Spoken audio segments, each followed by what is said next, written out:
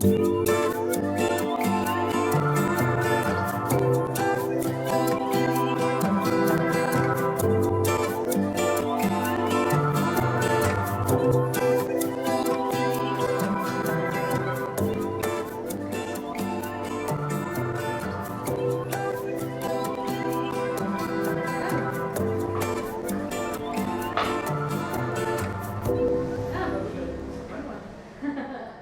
ici vous êtes dans la salle de brassage de la brasserie d'Orval. C'est une salle qui a été entièrement rénovée en 2007. On peut voir là ici derrière moi, c'est le vestige de l'ancienne salle de brassage, mais qui n'est plus en activité. Et toute la partie à ma gauche, c'est la nouvelle salle de brassage. Alors ça, ce sont les matières premières. Donc on a du malt pâle ici, qui est le plus utilisé, un peu de malt caramel qui lui va donner la couleur ambrée à la bière d'Orval. Et ici, le houblon sous deux formes. Donc le houblon est une fleur. On n'utilise que la fleur femelle en brasserie. Et ce qui intéresse vraiment le brasseur, c'est la petite poudre jaune ici qui se trouve entre les pétales, qui va donner l'amertume à la bière.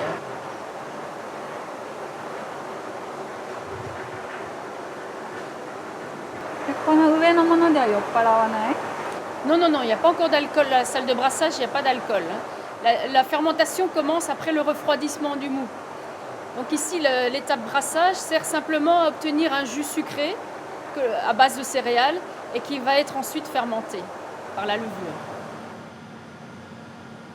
石の壁と新しい工場のきれいなマテリアルのものと混ざってます。 La brasserie est vraiment au top de la technologie. On peut dire qu'on a une brasserie assez moderne. Et d'ailleurs, contrairement à ce qu'on pourrait penser que dans une abbaye, on est encore très artisanal, la manière de travailler. En fait, de tout temps, même déjà au Moyen-Âge, les moines étaient déjà très avancés au niveau de la technologie. Après les 4 jours de fermentation, la bière va être centrifugée pour enlever une partie de la levure. Et elle est stockée ici dans les tanks pendant 2 semaines avant de pouvoir être mise en bouteille. On centrifuge, on remet de la levure fraîche, mais on va ajouter également du sucre pour la refermentation en bouteille. On ajoute du sucre, un petit peu de CO2 pour déjà saturer un petit peu, mais la refermentation en bouteille va saturer beaucoup plus la bière encore. Et alors on peut doser un petit peu d'azote aussi pour donner une belle mousse. じゃあできてすぐ飲んだビールと3ヶ月ぐらい経ってからのビールは味が違う？ Oui, elle est différente. Parce que justement, cette levure Brettanomyces, elle est très lente à se développer. Donc c'est vraiment quand le Saccharomyces ne trouve plus de sucre, elle a tout fermenté, les sucres qu'elle peut fermenter, que l'autre va prendre le dessus. Et c'est vers 3 mois de bouteille qu'on commence à ressentir les effets du Brettanomyces, et même jusqu'à 6 mois.